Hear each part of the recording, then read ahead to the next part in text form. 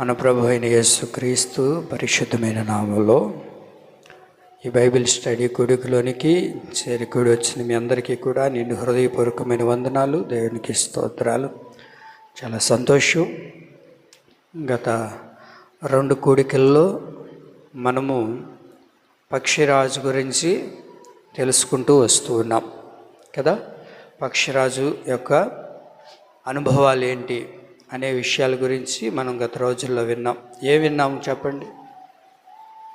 పక్షిరాజు విశ్వాసికి సాదృశ్యం అని విన్నాము. ఆ తర్వాత మరలా పక్షిరాజు యొక్క దాని గూడు, దాని యొక్క నివాసం గురించి మనం విన్నాం. ఈరోజు పక్షిరాజు యొక్క దృష్టి గురించి వినబోతున్నాం. ఏంటిది అది? పక్షిరాజు యొక్క దృష్టి, దాని యొక్క కనుచూపు ఎలా ఉంటుంది, ఎందుకు ఈ పక్షిరాజుని ఒక విశ్వాసతో పోల్చుకుంటూ మనం తెలుసుకోవాలి అనే విషయాల గురించి మనం వింటున్నాం. పక్షిరాజు యొక్క కనుదృష్టి గురించి, అలాగే మన చూపు కూడా దాని దృష్టి వలె ఉండాలి అన్నట్లుగా మనము ఈరోజు నేర్చుకుందాం. పక్షిరాజు యొక్క దృష్టి మన దృష్టితో పోల్చుకుంటే, పక్షిరాజు యొక్క కనుచూపు మన చూపుతో పోల్చుకుంటే మనకంటే 8 రెట్లు ఎక్కువగా అది చూడగలుగుతుంది. అర్థమవుతుందా నా మాటలో? అర్థమవుతుందా లేదా? పక్షిరాజు యొక్క కనుచూపు, దాని యొక్క చూపు ఎలా ఉంటుందంటే మనకంటే 8 రెట్లు ఎక్కువగా అది చూడగలుగుతుంది. అలాగే భూమి మీద 5 కిలోమీటర్ల దూరంలో ఉన్నా సరే దానికి స్పష్టంగా కనబడుతుంది. 5 కిలోమీటర్లు దూరంగా ఉన్నా దానికి స్పష్టంగా కనబడుతుంది. ఒక మాటలో చెప్పాలి అని అంటే, భూమి మీద చిన్న చిన్న కోడి పిల్లలు కూడా భూమి మీద అది ఆకాశంలో ఎగురుతుంటుంది కదా. అయితే దాని యొక్క చూపు ఎలా ఉంటుందంటే ప్రతిదీ కూడా స్పష్టంగా కనబడుతుంది. ఒక మాటలో చెప్పాలంటే ఎలా కనబడుతుందంటే ప్రతిదీ స్పష్టంగా చూడగలుగుతాం. నేను అంటాను, ఒక విశ్వాసికి కానీ లేకపోతే ఒక వ్యక్తికి కానీ ఎలా ఉండాలి అని అంటే, మన పెద్దోళ్ళు మనకు ఒక మాట చెప్పారు. ఎప్పుడు కూడా ఒక పని చేసేటప్పుడు, ఏదైనా చేసేటప్పుడు ఎలా ఉండాలంటే దూరదృష్టి కలిగి ఉండాలంట. ఏ దృష్టి కలిగి ఉండాలంట? ఏ చూపు ఉండాలా?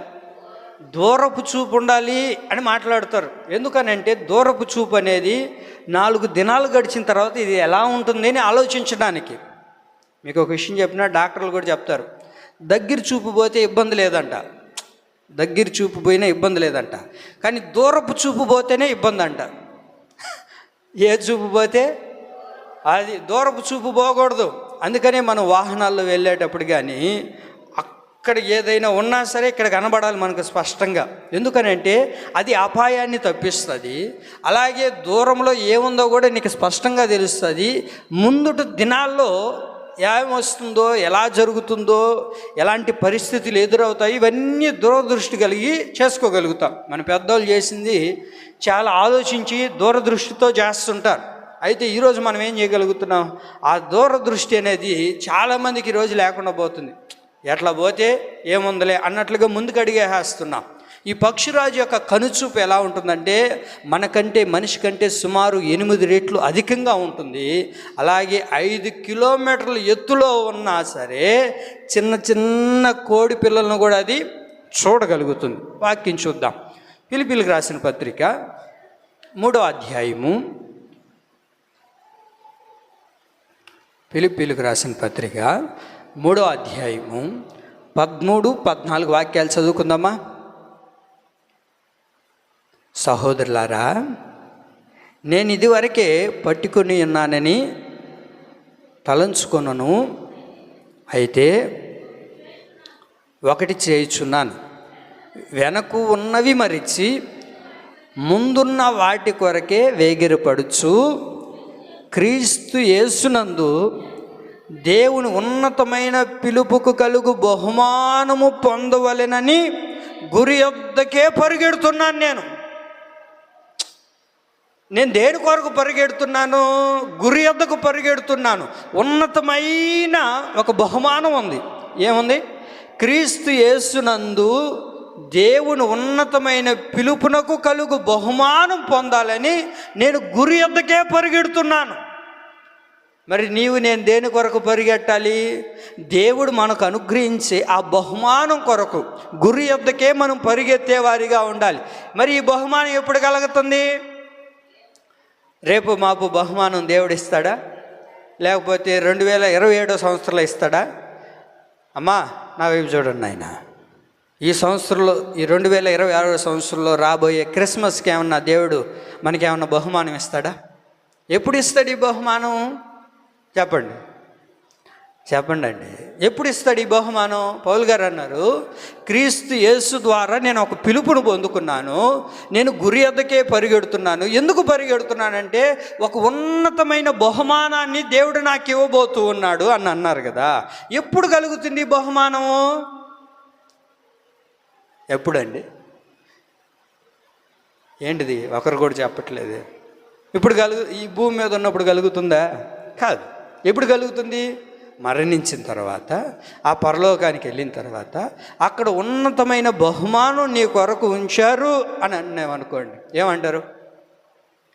చచ్చిన తర్వాత తక్కుడో బిక్కుడో ఎవడు చూసి వచ్చాడు, నిజంగానే ఉందంటావా? అవన్నీ ఒట్టి మాటలు కాకపోతే ఏమండి? ఈ మధ్య ఒక వీడియో చూస్తుంటే ఒక ఆయన ఒక పెద్ద ఫ్లెక్సీట్ పట్టుకొని బోర్డు ఒకటి పెట్టుకొని ఎవరికి ఏం చెప్పట్లేదు, ఒక బోర్డు పట్టుకొని రోడ్లో నిలబడి ఉన్నాడు అంతే.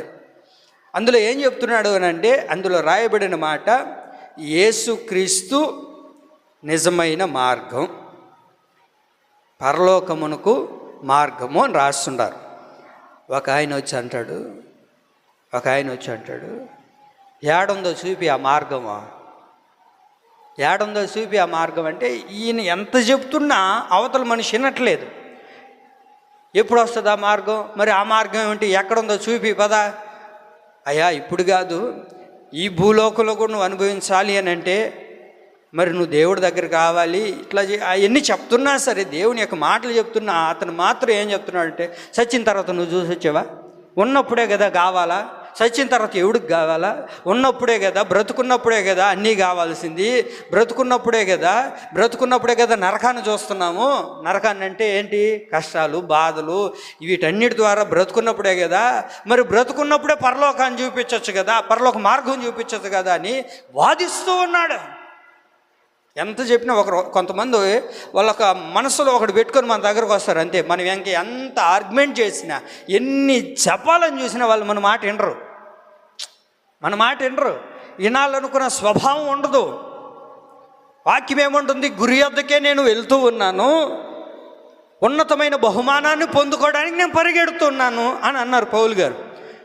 కారణం ఏంటి అని అంటే, దూరదృష్టి కలిగిన వ్యక్తి అయినా. ఇప్పుడు మన దగ్గరికి ఎవరైనా వచ్చి నువ్వు ఎందుకు యేసయ్యని నమ్ముకున్నావు, ఎందుకు యేసయ్యని నమ్ముకున్నావు అని అంటే ఏం చెప్తారు? చెప్పండి అండి. యేసయ్యని ఎందుకు నమ్ముకున్నావు అంటే, మాకేం తెలుసయ్యా, ఆ పాస్టర్లు ఏదో చెప్పిపోయినారు, మేము నమ్ముకున్నామంటారా? చనిపోయిన తర్వాత మాకంటూ ఒక రాజ్యం ఉంది, స్వర్గం అనేది ఒకటి ఉంది, ఆ పరలోకానికి వెళ్ళాలి అని మీరు అన్నారు అనుకో, వాళ్ళు ఏమంటారు తెలుసా? మరి బతుకున్నప్పుడు ఈ కష్టాలన్నీ ఉన్నాయి కదా, మరి ఇక్కడే ఇవ్వచ్చు కదా, ఇక్కడే మంచిగా చూసుకోవచ్చు కదా మిమ్మల్ని మీ దేవుడు అని అనేవాళ్ళు కూడా ఉంటారు. కానీ వాళ్ళకి తెలియంది ఏంటంటే, మనకు తెలిసింది వాళ్ళకి తెలియంది ఏంటంటే, గురి యొద్దకే నేను పరిగెడుతున్నాను. ఉన్నతమైన పిలుపు ద్వారా నేను దేవుడి చేత పిలువబడ్డాను. ఉన్నతమైన బహుమానం నాకు ఇవ్వబోతున్నాడు దేవుడు. అది దూరపు చూపుతో నేను చూశాను. దేవుడు నాకు ఖచ్చితంగా ఉన్నతమైన పిలుపుతో నన్ను పిలిచిన దేవుడు నాకంటూ ఒక బహుమానాన్ని ఇస్తాడు. ఈ లోకంలో ఎన్ని నేను ఇబ్బందులు పడినా సరే, దేవుడు నన్ను పిలుచుకున్న ఆ పిలుపు ద్వారా ఒక బహుమానం ఉంది. అది ఈరోజు కాకపోయినా, ఇప్పుడు కాకపోయినా, దేవుడు నాకు ఆయన రాజ్యంలోనికి చేర్చబడిన తరువాత దేవుడు నాకు ఒక ఉన్నతమైన బహుమానాన్ని ఇవ్వబోతూ ఉన్నాడు. ఆమేన్. మనము ఖచ్చితంగా, నేను అంటాను, పరలోకానికి వెళ్ళిపోయిన తర్వాత పరలోకంలో అనుభవించే ఆ పరలోక రాజ్యం అనుభవం ఈ భూమి మీద కూడా మనం అనుభవిస్తాం ఖచ్చితంగా. ఎప్పుడు? పరలోక రాజ్యంలో ఎలాంటి సంతోషం, ఆనందం, నెమ్మది, సంతోషం ఇవన్నీ ఉంటాయో ఈ భూమి మీద కూడా ఒక వ్యక్తి అనుభవించాలి అని అంటే నిజమైన భక్తి ఎప్పుడైతే చేస్తారో, దేవుడికి ఇష్టమైన బిడ్డగా ఎప్పుడైతే ఆ వ్యక్తి బ్రతకగలుగుతాడో, దేవుడు ఖచ్చితంగా ఈ పరలోక రాజ్యాన్ని ఈ భూమి మీద అనుభవించేటట్లుగా దేవుడు నీకు చేయడం ప్రారంభిస్తాడు.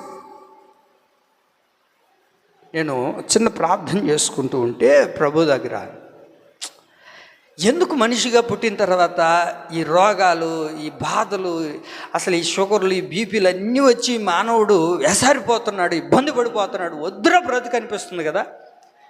ఎవరితోనైనా మాట్లాడదామంటే బాగోలేదు అంటుండే, పక్కన కూర్చుందామంటే బాగోలేదు అంటుండే, డబ్బు కష్టపడిన డబ్బులంతా కూడా దీనికే పాడైపోతుంది. అసలు ఎందుకు ఒక క్రైస్తవుడికి కూడా ఎందుకు ఈ బాధలు, ఎందుకు ఈ కష్టం ప్రభువా అనేసి నేను ఆలోచిస్తూ ప్రార్థన చేసుకుంటుంటే నాకు దేవుడిచ్చిన తలంపు ఏంటంటే, మానవుడికి ఖచ్చితంగా అనారోగ్య సమస్యలు, ఇబ్బందులు, శోధనలు, శ్రమలు, తలనొప్పి, నడునొప్పి, షుగరు, బీపీ, థైరాయిడ్, ఉన్న లేనిపోని రోగాలు, కొత్త కొత్త రోగాలు అన్నీ వస్తాయి.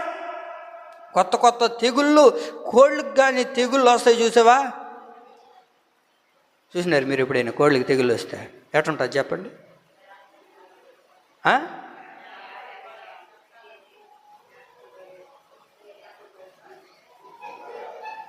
అట్టే జరుగుతుంటుంది, బొక్కన పడిపోతుంది. అట్టుంటారు మన వాళ్ళు ఇప్పుడు.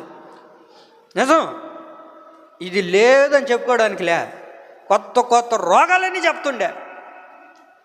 మరి ఎందుకు అని అంటే నేను అంటాను, అందరికీ వస్తాయి. ఒక్క మాట నువ్వు ఈ మాటను కానీ నీ హృదయంలో కానీ రాసి పెట్టుకోగలిగితే, నేనేం చెప్పగలుగుతున్నా అంటే, దేవుడు నాకు ఇచ్చిన తలంపు ఏంటంటే, ఆ రోగాలు, ఆ శ్రమలు, ఆ ఇబ్బందులు, ఆ శ్రమలు అవన్నీ వచ్చినప్పుడు కృంగిపోతుంటాం. ఈ రోగాలన్నీ వచ్చాయి, ఈ కష్టాలన్నీ, ఈ బాధలన్నీ వచ్చాయి కదా అని. వాటన్నిటి నుండి నువ్వు బయటపడాలంటే, ఎన్ని రోగాలు వచ్చినా నువ్వు ప్రశాంతంగా నిమ్మలంగా ఉండాలి అని అనుకుంటే, మన ఆత్మీయ జీవితం ఏ రోగం లేకుండా ఉంటే, నీ శరీరంలో ఎన్ని రోగాలు ఉన్నా నువ్వు సమాధానంగా ఉంటావు. రాసి పెట్టుకో. నీ ఆత్మీయ జీవితం రోగం కలిగి ఉంటే, నీ ఆత్మీయ జీవితం ఎక్కడైనా దానికి రోగం కలిగి ఉంటే, దానికి జలుబు వచ్చినా, దానికి అర్థమవుతుందన్నమాట, దానికి జలుబు వచ్చినా, నీ ఆత్మీయ జీవితానికి జలుబు వచ్చినా, తలనొప్పి వచ్చినా అది కనబడేది కాదు. నీ ఆత్మీయ జీవితం ఎప్పుడైతే బలహీనపడుతుందో, నీ శరీరంలో కలిగే చిన్న చిన్న రోగాలు కూడా నీకు పెద్దగా కనబడుతుంటాయి. అర్థమైందా? నీ ఆత్మీయ జీవితం ఎంత బాగుంటుందో, నీ ఆత్మీయ జీవితం దేవునితో ఎంత సన్నిహితంగా మారుతూ ఉంటుందో, నీకు ఎన్ని రోగాలైనా కలగని, ఎన్ని బాధలైనా కలగని, నువ్వు ఒకటే తీర్మానం చేసుకోగలుగుతావు, ఎన్నైనా రాని, నా ఆత్మీయ జీవితం బాగుంది కాబట్టి నేను దేవునికి దగ్గరగా ఉన్నాను. అప్పుడు ఇంకెన్నడూ కూడా ఇది ఉంది అది ఉంది అని చెప్పి కూలిపోయి తెగులుకోళ్ళలాగా పడిపోం మనం. అర్థమవుతుందన్న మాటలు. నీ ఆత్మీయ జీవితం ఎంత అద్భుతంగా ఉంటుందో, నీ శరీరంలో ఏ రోగం కలిగినా సరే నువ్వు ఎక్కువ ఇబ్బందికి గురవు, ఎక్కువగా నువ్వు బాధపడవు, ఇబ్బంది పడవు. కారణం ఏంటంటే నీ ఆత్మీయ జీవితం ఎలా ఉంది చెప్పండి అండి? బలంగా ఉంది కనుక నీ శరీరంలో ఏ రోగం కలిగినా సరే, ఎలాంటి సమస్య ఎదురైనా సరే నువ్వు కృంగిపోవు. నువ్వు చెప్తా ఉంటావులే పాస్టర్ అయ్యా మాకెందుక అని అనుకుంటే అది నీ సమస్య, ఇంక నేనేం చేయగలుగుతాను? దూరదృష్టి కలిగిన వ్యక్తిగా నువ్వు ఉండాలి. ఈ పక్షిరాజు యొక్క దృష్టి ఎలా ఉందో, మన ఆత్మీయ జీవితంలో కూడా మన కనుచూపు కూడా అలాగే ఉండాలి, మన కనుదృష్టి కూడా అలాగే ఉండాలి. మన ఆత్మీయ యాత్రలో ఉన్నతంగా మనం జీవించాలి అని అంటే, మన ఆత్మీయ యాత్రలో మన ఆత్మీయ జీవితం ఈ క్రైస్తవ్యంలో మనం ఉన్నతంగా జీవించాలి అని అంటే మనకేం కావాలో చెప్పనా? పరిశుద్ధమైన కళ్ళు. ఏం కావాలి చెప్పండి? ఏం కావాలి? పరిశుద్ధమైన కళ్ళు, చక్కని చూపు కలిగిన వ్యక్తిగా నీవు ఉండాలి. నీ ఆత్మీయ జీవితం గ్రుడ్డుతనంలోనికి రాకూడదు. నీ ఆత్మీయ జీవితం గ్రుడ్డి పారిపోయినదిగా, చూపు మందగిల్లినదిగా ఉండకూడదు. ఈ కళ్ళు కానీ, ఇప్పుడు మనం చూస్తున్న ఈ కళ్ళు పోయినా, లేకపోతే కనుచూపు తక్కువైనా, ఇబ్బంది అయినా ఆపరేషన్ చేసి పెడతారు. మరి ఆత్మీయ నేత్రాలు గ్రుడ్డిబారిపోయినాయి అనుకోండి, ఆత్మీయ జీవితం పతనం అయిపోతుంది. కాబట్టి నువ్వు ఎలా ఉండాలో తెలుసా? పరిశుద్ధ పరిశుద్ధమైన కళ్ళు కలిగిన వ్యక్తిగా ఉండాలి, పరిశుద్ధమైన చూపు కలిగిన వ్యక్తిగానే ఉండాలి. అందుకే పెద్దలు ఒక మాట అన్నారు, పచ్చకామెరులు వచ్చినోడికి చెప్పండి, లోకమంతా పచ్చగానే కనబడుతుంటుంది వాడికి. నువ్వు ఆత్మీయ జీవితంలో జీవించేటప్పుడు, ఈ ఆత్మీయాత్రలో నడిపించబడేటప్పుడు నువ్వు ఎంత పరిశుద్ధంగా ఉంటావో, నీ చూపు ఎంత పరిశుద్ధంగా ఉంటుందో, నీకు కనబడే ప్రతి వ్యక్తి కూడా పరిశుద్ధంగానే కనబడతారు. ఒకవేళ వారు పాపాత్ములైనా, పాపంలో నలిగిపోతున్నా, పాపంలో ఉన్నా సరే నువ్వు పరిశుద్ధంగానే చూడగలుగుతావు. నీకు ఎప్పుడైతే పరిశుద్ధమైన నేత్రాలు ఉండవో, పరిశుద్ధమైన జీవితాన్ని జీవించలేవో, పరిశుద్ధమైన చూపుని ఎప్పుడైతే నువ్వు పోగొట్టుకుంటావో, చూసిన వారందరూ కూడా పాపాత్ములే, చూసిన వారందరూ కూడా అపవిత్రులేలాగే కనబడతారు. కారణం ఏంటంటే, ముందు మనం పరిశుద్ధంగా లేం కనుక. ఒక దొంగోడికి వాడు దొంగతనం చేసి ఆ తర్వాత వాడింట్లో ఏమైనా పోయిందనుకోండి, చూసే వాళ్ళందరినీ ఏమనుకుంటాడు చెప్పండమ్మా? చూసే వాళ్ళందరినీ ఏమనుకుంటాడు? వీళ్ళు దొంగ చేసారేమో, వీళ్ళు దొంగతనం చేసినారేమో, వీళ్ళు దొంగతనం, వాడెక్కడో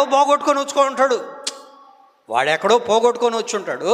చూసిన వాళ్ళందరినీ దొంగ అని పేరు పెడతారు. కారణం ఏంటంటే, వీడు చేసే పనులు దొంగ పనులు కనుక. మీకు అర్థమవుతుందా? నువ్వు పరిశుద్ధంగా ఉన్నావు అనుకోండి, ఒకవేళ నీ ప్రక్కన ఉన్నవాళ్ళు, నీ ఎదుటి వాళ్ళు, నీకు తెలిసిన వాళ్ళు ఒకవేళ వారు అపవిత్రతో బ్రతికినా నీకు కనబడరాల. కారణం ఏంటి? నువ్వు పరిశుద్ధంగా ఉన్నావు కనుక, నీ చూపు పరిశుద్ధంగా ఉంది కనుక, నువ్వు పరిశుద్ధమైన ఆలోచనలతో నడిపించబడుతున్నావు కనుక, నీకు ఇతరులు కూడా ఎలా కనబడతారంటే పరిశుద్ధంగానే కనబడతారు. నీ జీవితం అంతా కూడా పరిశుద్ధతలోనే నడిపించబడాలి. అదే ప్రభు కోరుకుంటుండేది. మరి ఈనాడు మనం ఎలా ఉన్నాం? మనం చూసే వాళ్ళందరూ కూడా వాళ్ళు ఇలాంటి వాళ్ళు, వీళ్ళు ఇలాంటి వాళ్ళు, వాళ్ళు మాట్లాడుంటారు, వాళ్ళు అనుంటారు అని అంటే కారణం ఏంటంటే నువ్వు అంటున్నావు కనుక. అర్థమవుతుందా? దేవుడు కోరుకునేది ఒకటే, పక్షిరాజు యొక్క దృష్టి ఎలా ఉందో అంత పరిశుద్ధంగా నీ దృష్టి కూడా ఉండాలి, నీ కనుచూపు కూడా అలాగే ఉండాలి. నువ్వు ఎవరిని చూసినా ఎలా ఉండాలా చెప్పండి? ఎలా ఉండాలి? పరిశుద్ధంగానే ఉండాలి. నీ చూపు అలా మారాలి. నీ దగ్గరికి ఎవరైనా ఏదైనా విషయాలు వచ్చి చెప్పినా సరే నువ్వేం చెప్పాలి తెలుసా? వారు అలాంటి వాళ్ళు కాదండి, అంతేలే అక్క, అంతేలే అన్నా, నువ్వు ఎప్పుడు అలాగే చెప్తావు, నీకు అందరూ మంచోళ్ళలాగే కనబడతారు. ఇప్పుడు నువ్వు మంచిదానివైతే, నువ్వు మంచివాడివైతే చూసే వాళ్ళందరూ కూడా నీకు మంచోళ్ళలాగే కనబడతారు. నువ్వు ఎప్పుడైతే చెడ్డోడు అవుతావో నీకు చూసే వాళ్ళందరూ కూడా చెప్పండి చెడ్డోళ్ళే అవుతారు. మీకు చాలాసార్లు చెప్పాను. ఒక ఆమె వెళ్ళిందంట ఒక ఊరికి. ఆ ఊరికి వెళ్ళి ఆ బస్ స్టాండ్లో కూర్చొని ఉన్నిందంట. ఆ బస్ స్టాండ్లో కూర్చొని ఓ పెద్ద ఆయన ఆ దారి గుండా వెళ్తూ ఉంటే ఆయన పిలిచిందంట. పెద్ద ఆయన, నేను ఒక మాట అడగనా అనిందంట. అడగమ్మా అన్నాడంట. అప్పుడు ఆ పెద్ద ఆయన్ని అడిగిందంట, ఈ ఊరోళ్ళు ఏమన్నా మంచోళ్ళేనా? ఈ ఊరోళ్ళు మంచోళ్ళేనా? వీళ్ళు ఏమన్నా సరైన వాళ్ళేనా, లేకపోతే ఎట్టటోళ్ళు ఈ ఊరోళ్ళు అని అడిగితే ఆ పెద్ద ఆయన అన్నాడంట, అమ్మా నువ్వు మంచిదానివైతే ఊరంతా మంచిదేం తల్లి. నీ నోరు మంచిదైతే ఊరు మంచిదవుతుంది, నీ చూపు మంచిదైతే ఊరు మంచిదవుతుంది. మనుషులందరూ మంచోళ్ళే, కానీ మనం చూపే చెడ్డది. కాబట్టి మనం పరిశుద్ధంగా బ్రతకాలి, పవిత్రంగా బ్రతకాలి. ప్రభు కోరుకునేది అదే. నువ్వు ఎవరిని చూసినా పరిశుద్ధంగానే కనబడాలి అని అంటే నీ చూపు పరిశుద్ధతతో మార్చబడాలి. మన ఆత్మీయ యాత్రలో ఉన్నతంగా మనం జీవించాలి అని అంటే మనం పరిశుద్ధంగా ఉండాలి. నేను ఒక్క మాట చెప్తాను చూడండి, వాళ్ళు ఇలా ఉన్నారు, వీళ్ళు ఇలా బ్రతుకుతున్నారు, వాళ్ళు అలా బ్రతుకుతున్నారు, మనకు అనవసరం. నువ్వు పరిశుద్ధంగా బ్రతికితే చూసే వాళ్ళందరూ కూడా నీకు పరిశుద్ధంగానే కనబడతారు. చూసే వాళ్ళందరూ కూడా నీకు పవిత్రులుగానే కనబడతారు. నీ మనస్సు, నీ హృదయం, నీ ఆలోచన ఎప్పుడు చెడిపోతుందో అప్పుడు చూపు కూడా చెడిపోతుంది, అప్పుడు మనసు కూడా చెడిపోతుంది. కాబట్టి దేవుని ప్రియులారా, మనం పరిశుద్ధమైన చూపు కలిగిన వారిగా ఉండాలని ఈ బైబిల్ స్టడీలో ప్రభు మన అందరి ద్వారా కోరుకుంటూ ఉన్నాడు. అర్థమవుతుందన్నమాట. మీరు ఒక షాప్కి వెళ్ళారు అనుకోండి, ఒక షాప్కి వెళ్ళారు. షాప్కి వెళ్ళినప్పుడు మనం ఎందుకు వెళ్తాం షాప్కి? ఒక్క చీర కొనుక్కుందామని వెళ్తాం. ఒక్క చీర కొనడానికి వెళ్తే షాపులో ఉన్న అన్ని చీరలు తీసేస్తాం మనం.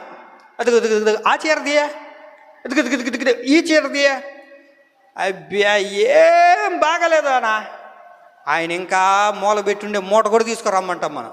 అవన్నీ చూస్తాం. చూసిన తర్వాత మరలా ఇంకా తెమ్మంటాం. అన్నా ఇంకేడన్నా ఉందన్నా మన పక్కన షాప్ ఉందమ్మా, అక్కడికి వెళ్ళండి. అక్కడికి కూడా పోతాం. అన్నీ అక్కడ కూడా చేస్తాం. అంచులు చూస్తాం, పైట్లు చూస్తాం, డిజైన్ చూస్తాం. అబ్బే ఈ కలర్ కొంచెం మసగ్గా ఉందని చెప్పి ఆడ బారేస్తాం. వాడు కడుపు మడిపోతుంది. తీసుకునేదాన్ని ఏక్ శారీ అచ్చా హే, ఆ తర్వాత అది కూడా నచ్చదు మనకో. వాడు అనుకుంటాడు నువ్వు వద్దని. తర్వాత వాడు కడుపు మడిపోయిచ్చా, ఈ మనిషి కొనుక్కునే మనిషినా. మా నాన్న ఒక మాట చెప్పాడు నాకు, మీకు కూడా ఒక మాట చెప్తా వినండి. మా నాన్న ఏం చెప్పాడంటే, నాయనా గుడ్లన్నీ మంచివేరా, మన కళ్ళు చెడ్డవు కాబట్టి మనం ఇన్ని చూస్తున్నాం అని చెప్పాడు. అర్థమైందా? మన కళ్ళు చెడ్డవి, మనం ఏం చేస్తాం, అది ఇది అది ఇది అంటుంటాం. ఒక్కటి తీసుకునే డ్రెస్సుకు పోయి ఏమండి 34 ఎతకతాం. మన కళ్ళు చెడ్డవి, చూసింది అలా కావాలనిపిస్తుంది. ఇది భలే ఉంది, అది భలే ఉంది, ఇది భలే ఉందని చెప్పి లాస్ట్కి ఏమి కొనుక్కోకుండా ఒక్కటి తీసుకొని వచ్చుకుంటాం. 250 రూపాయలు కొనుక్కుంటాం. అది మనం చేసే పని. 250 రూపాయలకి 1,00,000 రూపాయల చీర కూడా తీసి పెడతాం బయట. కారణం ఏంటి? మన చూపు మంచిగా లేదు. మన చూపు మంచిగా ఉండాలని ప్రభు కోరుకుంటున్నాడు. నీ పరిశుద్ధమైన జీవితం, పరిశుద్ధమైన చూపు. కారణం ఏంటి అంటే ప్రభు త్వరగా రాబోతూ ఉన్నాడు. ప్రభు త్వరగా రాబోతూ ఉన్నాడు. మరి ఆయనను ఎదుర్కోవాలి అని అంటే మనం ఏం చేయాలి? పరిశుద్ధమైన చూపు కలిగిన వారిగా ఉండాలి. మన చూపును మనం కాపాడుకోవాలి. ఆ పరిశుద్ధమైన దూరదృష్టి కలిగిన వ్యక్తిగా ఉండాలి.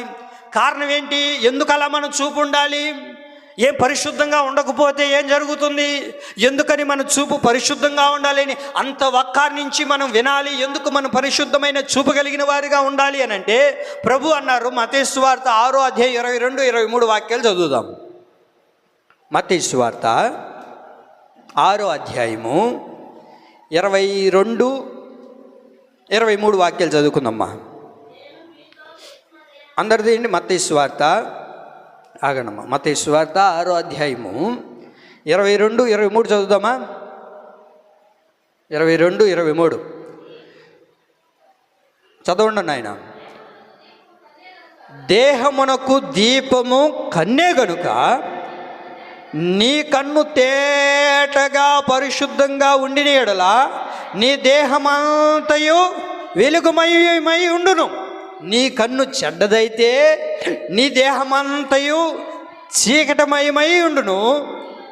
నీలోనున్న వెలుగు చీకటి అయి ఉండిన యెడల అది. కారణం ఏంటి? మనలో ఏముండాలంట చెప్పండమ్మా. ఏముండాలన్నారు? దేహమునకు దీపము కన్ను గనుక నీ కన్ను తేటగా ఉండిన యెడల నీ దేహమంతయు వెలుగుమయమై ఉండును. అది ప్రభు చెప్పింది ఒకటే. నీ దేహం పరిశుద్ధంగా ఉండాలి అని అంటే ఏది బాగుండాలి? చూపు. ఈ చూపు సరిగ్గా ఉండాలి. కారణం ఏంటి? ఈ దేహానికి అంతటికి దీపం ఏమైనదంట? కన్ను. ఏంటిది? సైలెంట్గా ఉండారు. అదేనా ఉండేది? దేహానికి దీపము కన్ను. ఎందుకని ప్రభు అన్నారు? అసలు దేహానికి అంతటికి ఏమండి దీపం ఏదైంది? కన్ను అయింది. ఈ కన్ను చెడ్డదైతే ఇది చీకటమయంగా మార్చబడితే నువ్వు చూడలేవు. ఇంకే దేన్ని చూసినా చీకటిగానే కనబడుతుంది, చీకటమయంగానే ఉంటుంది. కనుకనే నీ దేహం ఎలా ఉండాలి? వెలుగుమయముగా ఉండాలి. అనగా పరిశుద్ధంగా ఉండాలి, పవిత్రంగా ఉండాలి. నువ్వు ఇతరులకు వెలుగు ఇచ్చే వ్యక్తిగా ఉండాలి. కానీ పాపం చేసే వ్యక్తిగాను, పాపంలో నడిపించబడే వ్యక్తిగా ఉండకూడదు. పరిశుద్ధమైనదిగా ఉండాలి. నీ దేహము దేనితో ఉండాలి చెప్పండి? పరిశుద్ధమైన చూపు కలిగినదిగా ఉండాలి. నీ దేహమునకు కన్ను వెలుగై ఉన్నది. మరి ఇది చీకటిమయంగా మార్చబడకూడదు కదా, చీకటిగా వెళ్ళిపోకూడదు కదా. చూపులో పరిశుద్ధతను కోల్పోతే, వినాలి నా మాటలు, చూపులో పరిశుద్ధతను కోల్పోతే తలంపులో పరిశుద్ధతను కోల్పోతాం. తలంపుల్లో పరిశుద్ధతను కోల్పోతే మాటలో పరిశుద్ధతను కోల్పోతాం. మాటలో పరిశుద్ధతను కోల్పోతే క్రియల్లోనూ పరిశుద్ధతను కోల్పోతాం. క్రియల్లో పరిశుద్ధతను కోల్పోతే ప్రవర్తనలో కూడా పరిశుద్ధతను కోల్పోయి మలినమైన జీవితాన్ని మనం తెచ్చిపెట్టుకుంటాం. అపవిత్రతను తెచ్చిపెట్టుకుంటాం. మన దేహం అంతా కూడా పాపానికి దగ్గర అయిపోతుంది, దేవునికి దూరం అయిపోతుంది. పాపానికి ఎందుకు దగ్గర అయిపోతున్నాము, దేవునికి ఎందుకు దూరం అయిపోతున్నాము అంటే మన దేహములో ఉన్న కన్ను చీకటమయంగా మార్చబడింది. అది గురుడితనంలోనికి వెళ్ళిపోయింది. ఎందుకు ఈ గురుడితనంలోనికి వెళ్ళింది అని అంటే అది చీకటమయంగా మార్చబడింది. చీకటనగా పాపం చోటు చేసుకుంది. మరి పాపం చోటు చేసుకుంటే వెలుగు ఉంటుందా, పరిశుద్ధత ఉంటుందా? చీకటి పారదోలాలి అని అంటే ఏం చేయాలి? వెలుగు రావాలి. వెలుగున్న చోట చీకటి ఉంటుందా? వెలుగున్న చోట చీకటి ఉంటుందంటమ్మా? ఉండదు. చీకటి పారిపోతుంది. చీకటి పారిపోవాలి అని అంటే మనం ఏం చేయాలి తెలుసా? వెలుగై ఉన్న మన కన్ను పరిశుద్ధంగా ఉండాలి. వెలుగై ఉన్న మన దేహంలో దానిని పరిశుద్ధంగా ఉంచుకోవాలి. నీ దేహం చెడిపోతుంది అని అంటే, నీ దేహం పాపంలోనికి వెళ్ళిపోతుందంటే, పాపంలో నడిపించబడుతుంది అని అంటే కారణం ఏంటో తెలుసా? నీ కన్ను చెడిపోయింది. నీ కన్ను చెడ్డదైతే నీ దేహం అంతయో చెప్పండి అండి చెడిపోతుంది. నీ కన్ను సరిగ్గా ఉంటే ఏమండి చెడిపోం కదా. మనకు ప్రారంభంలో జరిగింది అదే. ప్రారంభంలో జరిగింది అదే. ఆదికాండంలో ఏం జరిగింది? ఎలా ఉందంట పండు? అమ్మా ఎలా ఉందంట? చూడటానికి చూపుకు రమ్యముగా కనబడిందంట. నిన్న కనబడలా అమ్మా? నిన్న కనబడలా? మొన్న కనబడలా? ఎప్పుడు చూసే పండేగా. కానీ ఈరోజువే ప్రత్యేకంగా ఎందుకు అలా రమ్యంగా కనబడింది ఆమెకి? అమ్మా ఈరోజే ఎందుకు ప్రత్యేకంగా కనబడింది అని అంటే ఆమె చూసిన చూపు మారిపోయింది. ఆమె చూసిన చూపు మారింది. ఈరోజు ప్రజలు ఎలా నడిపించబడుతున్నారు అని అంటే చిన్న లేదు, పెద్ద లేదు, వాయ లేదు, వరుస లేదు. అరే తల్లి ఎవరో, చెల్లి ఎవరో, ముసలాం కదా, ముతుకోలు కదా, పిల్లలు కదా, పెద్దోళ్ళు కదా, ఏం లేదు. హృదయానికి మలినమైపోయి ఉన్నాయి. కారణం ఏంటంటే చూసే చూపు పరిశుద్ధతను పోగొట్టుకుంది, అపవిత్రతను చోటు చేసుకుంది. అపవిత్రతో మనుషులు నడిపించబడుతున్నారు. ఏమండి చూస్తున్నవన్నీ కూడా అపవిత్రతే. సెల్ ఫోన్లు ఆన్ చేస్తే అపవిత్రత, చూస్తున్న సినిమాలు కూడా అపవిత్రత. రోజున ఎలా అయిపోయినారండి అంటే నేను ఏదో సినిమాలు చూడండి అని ఎంకరేజ్ చేయట్లేదు. సినిమాలు చూడండి నేను ఎంకరేజ్ చేయట్లే. ఒకప్పుడు ఒకనాటి సినిమాలు ఎలా ఉండేటివి అంటే ఎలా ఒకనాటి సినిమాలు అంటే ఆ రోజుల్లో రామారావు గారు, నాగేశ్వరరావు గారు తెలుసా? కామెడీలు చేయబాకండి మీరు. అదేంతో నాకే తెలిసినట్టు మీకేం తెలియనట్టు అట్ట కూర్చొని ఉన్నారు మీరు ఎడ. చెప్పండమ్మా. వాళ్ళ యొక్క వస్త్రధారణ ఏమండి, శ్రీదేవి గారు వీళ్ళందరూ యొక్క వస్త్రధారణ ఎలా ఉండేది? అంత బాగుండేది. చీర కట్టుకొని వాళ్ళు అంతగా చేసేవాళ్ళు. ఇప్పుడు అసలు చెప్పుకోవడానికి కూడా అంత అసహ్యంగా ఉన్నారు. ఆ వాల్ పోస్టులు కానివ్వండి, చూసేదానికి కానివ్వండి, ఎంత దరిద్రమైపోయినారు, ఎంత నీచంగా మారిపోయి ఉన్నారు. అరే చూసే సమాజానికి ఏమి నేర్పిస్తున్నాం? ఇప్పుడు వచ్చేటివంతా నరుక్కోవడం, చంపుకోవడం, పొట్టు పొట్టు గుడ్డలు వేసుకొని తిరగడం. అరే చిన్న చిన్న పిల్లలు చూస్తారు కదా, వాల్ పోస్టులు అందరూ చూస్తారుగా. సినిమా వాల్ పోస్టులు అందరూ చూస్తారు, లేకపోతే సినిమాలకి వెళ్ళే వాళ్ళు చిన్నపిల్లలు ఉంటారు. మరి ఇలాంటివి చూసేటప్పుడు వాళ్ళ మనసులు చెడగొడుతున్నారా లేదా? ఎవరే వాడు అవన్నీ చూసి ఏమండి ఒక ఫ్యామిలీతో వెళ్ళారు, అవన్నీ చూసిన తర్వాత వాడి మనసులో కూడా అదే కలుగుతుందిగా. కారణం ఏంటి? ఏం చూసింది? కన్ను చూడడం ద్వారా దేహం అంతా చెడిపోయింది. ఏమండి దేహం అంతా చెడిపోయింది, పాపం చేస్తూ ఉన్నారు. కారణం ఏంటంటే చూపు చెడిపోయింది. చూపు చెడిపోతే ఏమొచ్చిందయ్యా అని అంటే చీకటి వచ్చింది. దేహమునకు వాక్యం చెప్పండి, దేహమునకు దీపము కన్నై ఉంది అని ఉంది కదా. మరి ఆ దీపాన్ని ఈ రోజున ప్రజలు ఏం చేసుకుంటున్నారు అన్నదే ఆర్పేసుకుంటున్నారు. ఆర్పేసుకొని వారి జీవితాన్ని నాశనం చేసుకుంటున్నారు. లేనిపోనివన్నీ చూసి చూసి చూసి చూసి హృదయాల్ని చెడిపేసుకుంటూ, హృదయాల్ని పాడు చేసుకుంటూ జీవితాన్ని అపవిత్రతలోని తీసుకొని వెళ్ళిపోతున్నారు. హలో, ఎన్నో క్లాస్ నువ్వు? ఒకటో క్లాసు. ఒకటో క్లాస్ చదివేవాడు గుళ్ళు ఎవరు ఉన్నారు? ఒకటో క్లాస్ చదవడు వాడి గుళ్ళు ఎవరు? ఎట్టొచ్చిందిరా అంటే ప్రేమ సినిమాలు. ఇవన్నీ సినిమాలో చూసేది, ఇక్కడికి వచ్చేది, స్కూల్కి పోయేది, వాళ్ళ లవ్వులు. కారణం ఏంటి? ఎందుకు ఇలా జరుగుతుంది అని అంటే, చూడకూడనివన్నీ చూసి వారి హృదయాన్ని జడుపుకుంటున్నాడు, వాడి ఆలోచన జడుపుకుంటున్నాడు, వాడి మాట తీరుని జడుపుకుంటున్నాడు. ఏమండి, ఈ రోజునన్నీ కూడా సినిమాలు హిట్లు అవ్వాలంటే బూతులు తిట్టుకోవాలి, ఒకరినొకరిని తిట్టుకోవాలి, అప్పుడే అవి బాగా ఇదవుతాయి, లేకపోతే లేదు. అరే, ఏం నేర్పిస్తున్నాము?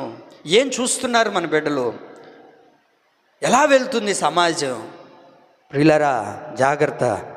నీ పరిశుద్ధమైన జీవితాన్ని కాపాడుకోవాలి అని అంటే నువ్వు చూసేది ప్రతిదీ కూడా పరిశుద్ధంగానే ఉండాలి, పరిశుద్ధంగానే ఉండాలి. నువ్వు ఏది చూసినా, ఏం చేసినా అది పరిశుద్ధతకి చోటిచ్చేదిగానే ఉండాలి. కానీ నీ దేహమును ఆర్పివేసే నీ జీవితంలోనికి ఏది కూడా రాకూడదు, ఏది కూడా చోటు చేసుకోకూడదు. మరి ఎక్కడున్నాం మనం? ఏం చూస్తూ ఉన్నాం? మరొకసారి చదువుదామా మత్తయి సువార్త నా చదువుకున్న వాక్యాన్ని. దేహమునకు దీపము కన్నే గనుక నీ కన్ను తేటగా ఉండిన యెడల నీ దేహమంతయు వెలుగుమయమై ఉండును. నీ కన్ను చెడినదైతే నీ దేహమంతా కూడా చీకటమయమైపోతుంది. నీ కన్ను చెడిపోతే నీ దేహం అంతా చెడిపోతుంది. అదే నేను చెప్పింది, నీ మాట చెడిపోతుంది, నీ తలంపు చెడిపోతుంది, నీ నడవడిక చెడిపోతుంది, నీ తలంపులు మారిపోతాయి. ఏ రాట కటింగ్ కొట్టించుకొని ఉన్నావు అన్నావు అనుకో, మా హీరో కట్టింగ్ ఇది అంటాడు. మీ హీరోనా? నీకేమన్నా తెలుసా? నువ్వేమన్నా వాడికి తెలుసా? తెలియదు. వాడి కోసం మాత్రం రక్తాలు చిందిస్తారు వీళ్ళు. ఎందుకు రాట కటింగ్ చేసుకున్నావు అంటే మా హీరో కటింగ్ అంటాడు. ఎందుకురా ప్యాంట్ అట్ట వేసుకున్నావు అంటే మా హీరో వేసుకున్నాడు అంటాడు. ఎందుకురా సొక్క అట్టుందిరా అంటే మా హీరో వేసుకునింది అంటారు. ఏమ్మా తలట దూకోవడం అంటే మా హీరోయిన్ ఇట్టే దూకునింది, నేను కూడా అట్టే దూకుంటాను అంటారు. చూడండి ఎట్ట అయిపోయినారు. కారణం ఏంటి? చూడ్డాన్ని బట్టే కదా దేహం చెడిపోతుంది, చూడ్డాన్ని బట్టే కదా మాట మారింది, చూడ్డాన్ని బట్టే కదా తలంపులు మారుతూ ఉన్నాయి, చూడ్డాన్ని బట్టే కదా అన్నీ చేస్తూ ఉన్నారు. అవునా కదా? మొన్న ఒక వార్త వచ్చింది. ఆ వార్తలో ఈమె ప్రియుడిని ప్రేమించుండింది. ఆ ప్రియురాలు భార్యను చంపడానికి హెచ్ఐవి సోకిన వ్యక్తి రక్తాన్ని తీసి ఏం చేసింది అని అంటే ప్రియుడి యొక్క భార్యకి వేసేసింది. ఎట్ట చేసినావు తల్లి నువ్వు అంటే ఏదో సినిమా చూసిందంట. ఆ సినిమా చూసి యాక్టీస్గా ఏమైతే ఉందో ఏం చెయ్యాలి ఇలాంటి వాళ్ళని? ఇప్పుడు వస్తున్న మీరు ప్రతి న్యూస్ చూడండి, ఈ మధ్య కాలంలో వచ్చే ప్రతి న్యూస్లో ఎత్తుకి ఏ నేరాలు చూసినా ఏది చేసినా ఎందుకు ఇది ఎట్టొచ్చింది నీకు ఈ ఆలోచన అంటే మేము పలానా సినిమా చూసినాము, పలానా చూసినాము, దానివల్ల మేము ఇన్స్పైర్ అయ్యాము, దానివల్ల మేము మోటివేషన్ చేసుకున్నాము. చూడండి ఎట్టయిపోతున్నారు జనాలు. నువ్వు చూడ్డాన్ని బట్టే కదా లేనిపోని సమస్యలు. ఏమైంది? నీ దేహం ఏమైపోతుంది? ఈరోజు చూడకుండా నువ్వన్నీ చూసి చీకటిమయమైపోయి నీ దేహం అంతా చెడిపోతుంది, నీ మాట మారిపోతుంది, నీ తలంపులు మారిపోతున్నాయి, నీ వ్యవహారం మారిపోతుంది.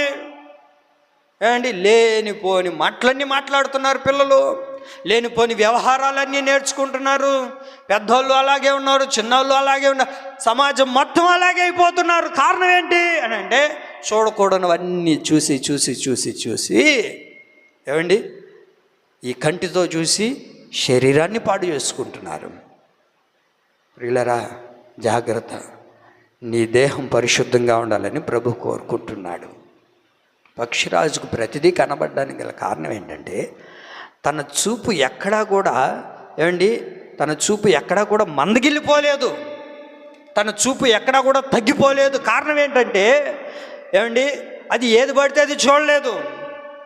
మరి మనం ఏం చేస్తున్నాం ఈరోజు? మన చూపు దూరదృష్టి కలిగి ఉండగలుగుతున్నామా? రాబోయే అపాయంలో నుండి తప్పించుకోవాలి అని అంటే నిత్య అగ్నిలోనికి మనం వెళ్ళిపోకూడదు. మనము దేవుని రాకడకు సిద్ధపడాలి, దేవుని రాకడలో ఎత్తబడాలి. ఆ పరిశుద్ధమైన దేవుడిని మనం ఎదుర్కోవాలి అని అంటే ఏం చేయాలి? మనం కూడా పరిశుద్ధమైన చూపు కలిగిన వారిగా ఉండాలి. ఎప్పుడు వస్తాడులే దేవుడు, వస్తాడని చెప్తున్నారు అనుకొని నువ్వు దూరదృష్టిని పోగొట్టుకొని ఇక్కడే కూర్చొని ఉంటే నువ్వేం చూడగలుగుతావు?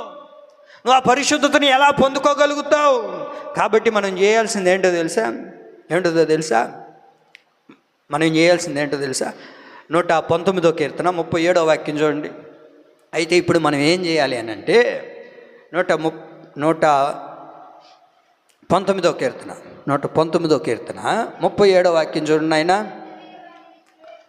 అందరు చూడండి, ఉండమ్మా ఒక నిమిషం, అందరు తీసారా? 119వ కీర్తన 119 తీసారా? 37 చదవండి, 37 చదవండి. ఆయన వ్యర్థమైన వాటిని చూడకుండా నా కన్నులు త్రిప్పివేయుము. ఆగండి అక్కడికి. వ్యర్థమైన వాటిని చూడకుండా నా కనులు, నువ్వు ప్రార్థన చేయాలి, ప్రభువుని అడగాలి. ప్రభు, వ్యర్థమైన ఏవి కూడా ఈ దినాన నేను చూడకూడదయ్యా. ఇది ఒక అంశం. నువ్వు ఉదయాన్నే లేచేటప్పుడు ప్రార్థన చేసుకుంటావు కదా, నిద్ర పడకల మీద లేచి మోకరించి ప్రభువా అని చెప్పి ప్రార్థన చేసేటప్పుడు, ప్రభువా ఈ దినాన వ్యర్థమైనవి ఏది కూడా చూడనివ్వకుండా నా కనులు త్రిప్పివేయి ప్రభువా అని నువ్వు దేవుని సన్నిధిలో ప్రార్థన చేయాలి.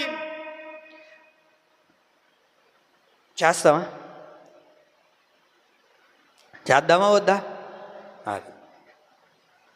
ఇప్పుడు ఆ రోజు అంతా కూడా నువ్వు వ్యర్థమైనవి ఏవి కూడా చూడుకున్నావు అనుకోండి, నీ చూపు ఏమైనట్లు? ఆ రోజు పరిశుద్ధంగా ఉన్నట్టు. ప్రతిరోజు మనల్ని మనం పరిశుద్ధపరుచుకోవాలి కదా. మనల్ని మనం ఏం చేసుకోవాలి? ప్రతిరోజు పరిశుద్ధపరుచుకోవాలి. దేవుని సన్నిధిలో ఒప్పుకొని, ప్రభువా ఈరోజు ఏది కూడా నేను వ్యర్థమైన వాటిని చూడకుండా నా కన్నులు త్రిప్పివేయి ప్రభువా. ఒకవేళ నువ్వు వ్యర్థమైన వాటిని చూసావనుకోండి, నీ మనసు చెలించిపోతుంది, నీ హృదయం పాడైపోతుంది. వ్యర్థమైన వాటిని చూసినప్పటి నుంచే మనసు పాడైపోతుంది. ఎందుకురా ఈ పని చేసేవాడిని అంటే, చూడ్డాన్ని బట్టి. నువ్వు ఎప్పుడైతే వ్యర్థమైన వాటిని చూస్తావో వెంటనే ఏమవుతుందో తెలుసా? చేయాలన్న మనసును పుట్టిస్తాడు సాతానుగాడు.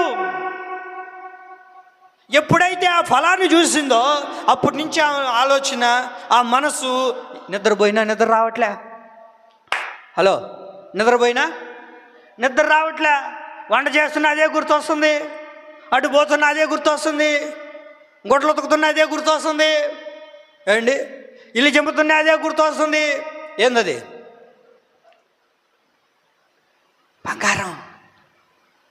బంగారం 13,000 తగ్గిందంట కదా. ఇదే గుర్తొస్తుంటుంది. మన కారణం ఏంటి? చూసినలా ఆ రోజు చూసి వచ్చినప్పుడంటే రేట్ ఎక్కువ, అప్పుడంటే 1,72,000 ఉండింది, ఇప్పుడు 13,000 తగ్గింది. 1,40,000 కన్నా రావచ్చు. కాబట్టి దాన్ని కొనాలి. నిద్రపోయినా ఇదే, లేచినా అదే, తిరిగినా అదే, వంట చేస్తున్నదే, వంట పట్టట్లే. ఎంత తింటున్నా వంట పట్టట్లే. కారణం ఏమి చెప్పరే? చూసొచ్చిన పొండు అలాంటిది, చూసొచ్చిన పొలం అలాంటిది. నీకు నిద్ర కూడా రాదు. ఇంకా ఒక దాన్ని మనం చూసామని అంటే నిద్ర పడుతుందా మనకు? నాకైతే నిద్ర పడదు. ఒక దాన్ని చూసినా అనుకో 30 సార్లు ఏం చూస్తూనే ఉంటాం. ఇది కొనాలా, ఇది అట్టేగానే కొనాలా, ఇది తెచ్చి పెట్టుకోవాలా. మీరందరూ పరిశుద్ధులేండి, నేనే పాపాత్ముడిని. చూసినప్పటి నుంచి ఎట్టాగైనా అప్పు చేసైనా కొనాలా. ఎవరిస్తారు అప్పు? నిద్ర పడదు. ఇంకా ఎంత చేస్తున్న ఆలోచన అక్కడే ఉంటుంది. కారణం ఏంటి? చూసి వచ్చిన పొండు అలాంటిది. సమస్య అక్కడే ఉంది. హవ్వమ్మకి నిద్రే పట్టట్లేదు. కారణం ఏంటి? చూసినప్పటి నుంచి లేనిపోని సమస్య. లాస్ట్కి ఏమైనా వదిలేందంటే వదల్లా. ఓ పాస్ గారు అంటారు, శుభ్రంగా తినేసి వచ్చిందంట అని. శుభ్రంగా తినేసి వచ్చి ఏమండి ఈయనకి ఒక పండు తెచ్చిందంట. ఎవరికి చెప్పండి అండి? ఆదాంకి ఒక పండు తెచ్చిందంట. ఆదాం సగం తినేటప్పుడు గొంతులు ఎరుక్కుపోయిందంట. అందుకనేనంట ఈ గంట మగవాళ్ళకి ఎట్ట ఉబ్బుగా ఉంటుంది కదా. ఎందుకు ఇది వచ్చిందంటే పాస్టర్ గారు చెప్పాడంట, ఆదాం ఆ పండు తినేటప్పుడు సగం ఇరుక్కుపోయిందంట గొంతులు, అందుకని ఎట్టే ఉండిపోయిందంట అందరికీ. మనం ఏదైనా చూస్తే ఎంతసేపు అదే కావాలనిపిస్తుంది. అందుకని మీరు ఉదయం లేచినప్పుడు ప్రభువా ఈరోజు వ్యర్థమైనవి ఏవి కూడా చూడకుండా ఉండునట్లుగా నా దృష్టి నా చూపు త్రిపివేయ్యా. లేనిపోని చూసామనుకోండి మనసులు పాడైపోతాయి. మనం మంచోళ్ళమే. లేనిపోని చూసినప్పుడే కదా హృదయాలు పాడైపోతున్నాయి. మనం మంచోళ్ళమే. మన ప్రక్కన వాళ్ళు విషయాలు ఏవైనా చూడకూడనివి చెడు విషయాలు మనకు దృష్టికి రాకూడని చూసామనుకోండి, ఇప్పుడు ఏమవుతుంది? మన మనసు కూడా పాడైపోతుంది, మన చూపు కూడా మన తలంపులన్నీ పాడైపోతాయి. కాబట్టి వ్యర్థమైన వాటిని చూడకుండా చెప్పండి, వ్యర్థమైన వాటిని చూడకుండా నా చూపును త్రిప్పివేయ్యా, నా చూపును త్రిప్పివేయని ప్రార్థన చేస్తున్నాడు భక్తుడు. మరి నువ్వు ఏం చేయాలో తెలుసు? ఉదయకాల సమయంలో లేచినప్పుడు ప్రభువా నేను ఏది కూడా వ్యర్థమైన వాటిని చూడకూడదయ్యా. వాళ్ళ విషయాలు వీళ్ళ విషయాలు చూసామనుకోండి లేనిపోను దాంట్లో నిద్రబాటదు.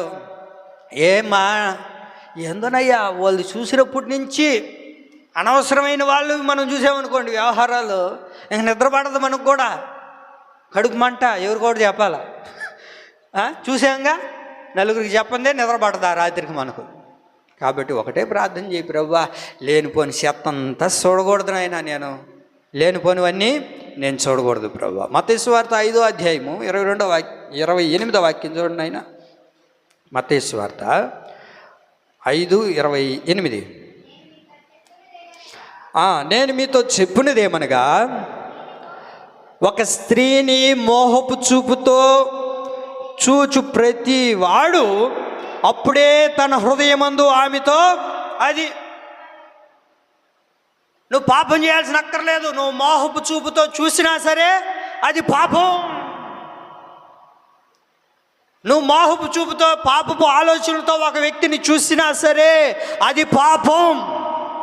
నువ్వు ఒక పురుషుని చూసేటప్పుడైనా, ఒక స్త్రీని చూసేటప్పుడైనా, ఒక వ్యక్తిని నువ్వు చూసేటప్పుడైనా సరే నువ్వు ఎప్పుడైతే పాపపు ఆలోచనలతో చూస్తావో అది పాపమని వాక్యం తెలియజేస్తుంది.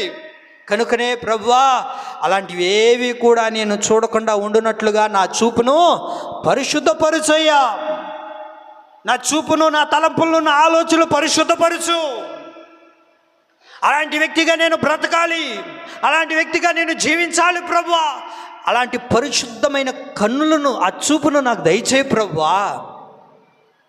ప్రియులారా, రోజులు మంచిగా లేవు. నువ్వేం చేయాలో తెలుసా? ఒక తీర్మానం చేసుకుని ఒక అనుభవంలోనికి రావాలి. ఎలాంటి అనుభవం రావాలో తెలుసా?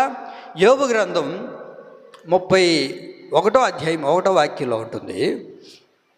యోబు గ్రంథం 31 మొదటి వాక్యంలోనే, నేను నా కన్నులతో నిబంధన చేసుకుంటుని. నేను నా కన్నులతో నిబంధన చేసుకుంటున్నాను. ఈ కన్నులతో నువ్వు నిబంధన చేసుకోవాలి అమ్మా. నీ నోటికి నువ్వు నిబంధన చేసుకోకపోతే లేనిపోనివన్నీ తిన్నావు అనుకో, ఏమవుతుంది? షుగర్ 550 అయిపోతుంది. 550 ఎందుకు వచ్చింది నాయన అంటే నీ నోటికి నువ్వు నిబంధన చేయలేదు. నీ కంటికి నువ్వేం చేయాలి? నీ చూపుకు నువ్వేం చేయాలి? నిబంధన చేసుకోవాలి. నేను లేనిపోనివన్నీ కూడా చూడకూడదు, అనవసరమైనవేవి కూడా నేను చూడకూడదు. ఇది నాకు సంబంధించింది కాదు, ఇది నా వ్యవహారం కాదు, ఇది నాకు అక్కర్లేనిది, ఇది నాకు అవసరం లేనిది అని నువ్వు ఎప్పుడైతే నీ కన్నులతో నిబంధన చేసుకుంటావో అప్పుడు పరిశుద్ధమైన జీవితాన్ని, పరిశుద్ధమైన చూపును దేవుడు నీకు అనుగ్రహిస్తాడు. నీలో ఈ అనుభవం రావాలి, నీలో ఈ అనుభవం ప్రవహించాలి. అది ప్రభు కోరుకుంటుండేది. ఆయన అంటారు, అయ్యా నా కంటితో నేను నిబంధన చేసుకుంటున్నాను. మరి ఏ రోజైనా నీ కంటితో నువ్వు నిబంధన చేసుకున్నావా ఈ సంవత్సరంలో? ప్రభువా నేను లేనిపోనివన్నీ చూడకూడదయ్యా. అది ఏదైనా సరే, దేవుడు నుండి దూరం చేసేది ఏదైనా సరే మనకు తెలుసు, మనం చూసేటప్పుడు కానీ మనం చేసేటప్పుడు కానీ మనం ఏం చేసినా మన అంతరాత్మ మన మనస్సు మనకు చెప్తుందా చెప్పదా? కొంతమందికి చెప్పట్లేదంటే అది వాత వేయబడిందని అర్థం. అది పని చేయట్లే, అది రిపేర్ అయిపోయి పాడైపోయింది, అది బోర్కి వచ్చేసి ఉంటుంది. మనం ఏం చేయలేము దాన్ని. దేవుడు కూడా ఏం చేయడు, గమ్మ వదిలేస్తాడు. వాత వేయబడిన హృదయాన్ని మనం ఏం చేస్తాం? నీ మనసు నీకు చెప్తుంది, ఇది చూడకూడదు, ఇది చేయకూడదు, ఇలా ఉండకూడదు. అది ఏమైంది కానీ అందరు చూస్తానులా, అందరు చేస్తానులా అనుకుంటే అందరు పోయేదావలేనే నువ్వు కూడా పోతావు, ఏం ఇబ్బంది లేదు. అవునా? ప్రభు మార్గం ఎలాంటిది? ప్రభు మార్గం ఎలాంటిది? ఆయన మార్గము సైగ చేస్తే కూడా చెప్పబోది ఇరుకు మార్గం అయింది. ఏమండి, ఆయన మార్గం ఎలాంటిది? ఇరుకు మార్గం. అందరూ ప్రవేశిస్తారా? అందరూ ప్రవేశించలేరు. కాబట్టి అందరు మళ్ళీ మార్గంలో నువ్వు వెళ్తే ఎలాగా? ప్రియులారా, పరిశుద్ధమైన జీవితాన్ని జీవించాలంటే నీ కంటితో నువ్వు నిబంధన చేసుకోవాలి, నీ చూపుతో నువ్వు నిబంధన చేసుకోవాలి. నా కంటితో నేను నిబంధన చేసుకున్నాను, ఇది చూడకూడదు, అది చూడకూడదు, అలా చేయకూడదు, ఇలా ఉండకూడదు, వారిది వీరిది చూడకూడదు, నేను నాకు అనవసరం అని నీ చూపుతో నువ్వేం చేయాలి? నిబంధన చేసుకోవాలి. ఈ రాత్రి ఈ కూడికలైనా ఒక నిబంధన చేసుకో. ఒక్క మాట గుర్తుపెట్టుకో, ఈ రాత్రి నువ్వు ఇక్కడ నిబంధన చేసుకొని ఒక ప్రార్థన చేసుకొని ఒక తీర్మానం చేసుకొని దేవుని దగ్గర కన్నీళ్ళు విడిచి నువ్వు ఇక్కడి నుంచి ప్రార్థన చేసుకొని వెళ్ళిన తర్వాత, గేటు దాటిన తర్వాత, ఇంట్లోకి వెళ్ళిన తర్వాత ఫోన్ ఓపెన్ చేస్తే అదే వస్తుంది నీ దగ్గరికి. ఇది రాసి పెట్టుకో. నువ్వు నిబంధన ఎప్పుడైతే చేస్తావో దాంట్లో నుంచి పడగొట్టడానికి వితిన్ సెకండ్లోనే వస్తాడు సాతాను గాడు నీ దగ్గరికి. ఏమని? ఆ నిబంధనలో నుండి నువ్వు ఎప్పుడైతే నిబంధన చేసుకుంటావు అప్పుడే వస్తాడు, అంతే. ఏ ఇబ్బందిలే, చేసుకున్నప్పుడే వచ్చే సమస్య. నువ్వు చేసుకున్నంతసేపు ఏమి రాదు. ఎప్పుడైతే చేసుకుంటావో అప్పుడే. అర్థమైందా నా మాట? చూడండి, నిండా జ్వరం వచ్చేస్తుంది, బాగా 120 కాస్తుంది. నీకు ఇష్టమైన బిర్యానీ బాస్మతి రైస్తో చేసి జీడిపప్పులు వేసి 4 లెగ్ పీసులు భలే వండాయి. అయితే అవి నీ ముందు అట్ట తీసుకొని వచ్చి పెట్టి, నీకు జ్వరంలే, నీకొద్దు, నువ్వు ఏందంటావా? జీడిపప్పు బిర్యానీ వేసి 4 లెగ్ పీసులు వేసి నువ్వు ఏందంటావు అంటే ఎట్టుంటుంది అప్పుడా? చెప్పండి అండి. అప్పుడే చెప్పుంటాడు డాక్టర్, అప్పుడే హాస్పిటల్ నుంచి వచ్చి ఇంట్లో కూర్చొని ఉంటావు, అప్పుడే తీసుకొని వచ్చి వాసన భలే ఉంది బిర్యానీ చూస్తుంటేనే కడుపు నేను తినకూడదు, నేను ఒక్క రవ్వ కొంచెం కుదరదు. నువ్వు ఎప్పుడైతే నిబంధన చేసుకుంటావు అప్పుడే వస్తాయి లేదా? వస్తాయి కదా. అది మీ అందరికి బాగా అనుభవం ఉన్నట్టుంది అండి. మనం నిబంధన చేసుకున్నప్పుడే వస్తాయి. కాబట్టి నీ కంటితో నువ్వు నిబంధన చేసుకో. ఆ తర్వాత వచ్చే వాటన్నిటిని గురించి నువ్వు దేవుడి దగ్గర ప్రార్థన చేయి. ప్రభువా, ఇవేవి నా దగ్గరకు రాకుండా నాకు దూరం చేయ్యా. అర్థమవుతుందా లేదు నా మాటలు? అర్థమవుతున్నాయి. బిలాము పరిశుద్ధతను పోగొట్టుకొని, దేవుని చూసే అనుభవాన్ని పోగొట్టుకొని, ఏమండి, చీకటమయంగా మార్చబడిపోయారు. తన చూపు వలె మన చూపు మారకూడదండి. తన చూపు వలె మన చూపులు అయిపోకూడదు. చూడండి, పేతురు రాసిన 2వ పత్రిక 2వ అధ్యాయం 14-15 వాక్యాలు చదువుకుందామా? ఈ వాక్యం చదువుకొని ముగిస్తా. పేతురు రాసిన 2వ పత్రిక 2వ అధ్యాయము, పేతురు రాసిన 2వ పత్రిక 2వ అధ్యాయము, పేతురు రాసిన 2వ పత్రిక 2వ అధ్యాయము చదువుతారా ఎవరైనా? 14 నుంచి చదువు, 14-15 చదువుకొని.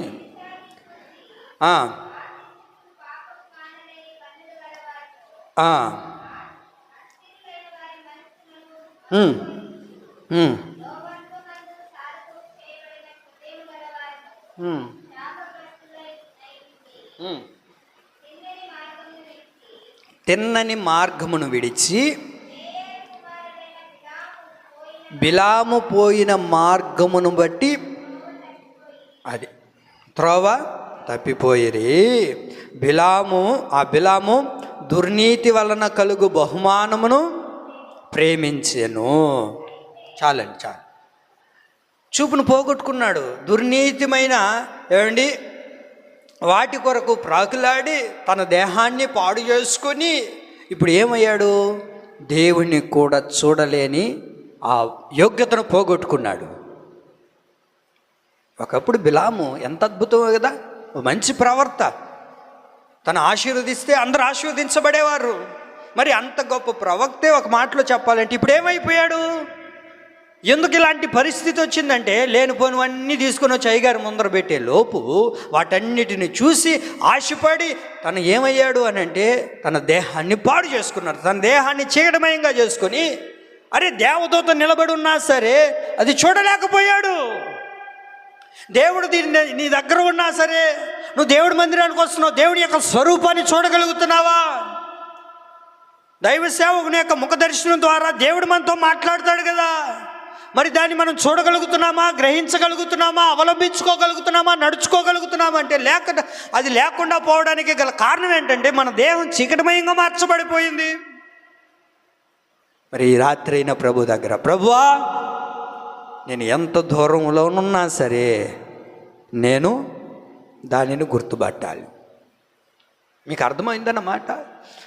మొదట్లో చెప్పుకున్నాం, ఈ పక్షిరాజు 5 కిలోమీటర్ల దూరంలో ఉన్న ఆ చిన్న కోడి పిల్లను కూడా చూడగలుగుతుంది. ఈరోజు కాదు, రేపు కాదు, ఎల్లుండి కాదు, ఎప్పుడైనా ప్రభు సన్నిధి రాని, ఎప్పుడైనా ప్రభు రాకడ రాని, దానిని నువ్వు చూసే వ్యక్తిగా ఉండి నీ చూపు అలా ఉండాలి. అర్థమవుతుందన్నమాట. పక్షికి మరొకసారి చెప్తున్నాను, పక్షికి 5 కిలోమీటర్లున్న కోడి పిల్ల ఎలాగైతే కనబడుతుందో ఈ పక్షి ఎవరని చెప్పాను, మనకు సాదృశ్యంగా ఉంది. అర్థమవుతుందా? ఇప్పుడు చూడండి, ఆ పక్షికి కోడి పిల్ల ఎలాగైతే 5 కిలోమీటర్లో ఉన్నప్పుడు కనబడుతుందో ప్రభు రాకడ ఎప్పుడైనా రాని దాని కొరకు నీ చూపు ఎలా ఉండాలో తెలుసా? పరిశుద్ధంగా ఉండాలి. ఆమేన్. కాబట్టి మన జీవితంలో పరిశుద్ధంగా ఉంటేనే ప్రతిదీ మన ఆత్మీయ జీవితం ఉన్నతంగా ఉంటుంది, ఉన్నతంగా కట్టుకోగలుగుతాం, ఉన్నతంగా నిలబెట్టుకోగలుగుతాం. కాబట్టి ప్రభు దగ్గర తీర్మానం చేసుకుని, ఒకవేళ మన దేహంలో ఉన్న ఈ పరిశుద్ధతను ఎక్కడైనా పోగొట్టుకొని ఉంటే ప్రభు దగ్గర తీర్మానం చేసుకొని, ప్రభువా ఇంకెన్నడూ కూడా వ్యర్థమైన వాటిని చూడకుండా నా కన్నును త్రిప్పివేయి ప్రభు అని ప్రభు దగ్గర ప్రార్థన చేసుకొని దేవుని దగ్గర మన కంటితో నిబంధన చేసుకోవాలి. ఈ చూపు నాది కాదు, దేవునికి ఇవి సమర్పించాలి అనేసి ప్రభు దగ్గర ఎప్పుడైతే మనం ప్రార్థన చేసుకుంటామో మన చూపును దేవుడు పరిశుద్ధంగా మార్చునుగాక. ఈ నా దేవుని మాటలు మనందరి వినికిడిలో ప్రభు నీరు కట్టి ఫలింపచేయునుగాక. ఆమేన్.